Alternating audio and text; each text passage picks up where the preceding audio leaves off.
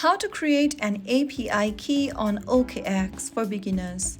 Hi everyone, welcome back to Wake&Tech. If you're on OKX and wondering how to create an API key safely, here's how you do it. First of all, open the OKX application or website and sign into your account with your credentials. Make sure that your account is verified because API access requires a secure account.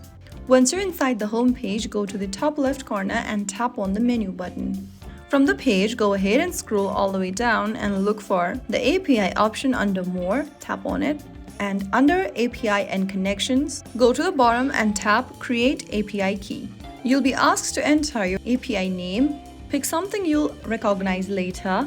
Now, under Purpose, choose API trading or linking third-party app. If you have a fixed IP for your bot or app, then you can add it under IP address allow list. This step boosts security, making sure only your IP can use the API key. Since this is an optional, you can also leave it as it is and move on. Now, on the next field, under Permission, choose either read, withdraw, or trade. Enter an API passphrase. Your passphrase must contain 8 to 32 characters, at least one lowercase character, an uppercase character, number, and one special character. After you are done, click on Submit All at the bottom. Now, if you have two-factor authentication enabled, go ahead and verify with your authenticator app. Now go ahead and enter the 6-digit code sent to you via email. Go check your email inbox, click Open Email from OKX, copy the code, paste it inside the OKX app, and you have created your API key successfully. Copy the code by clicking on Show Info and tap on the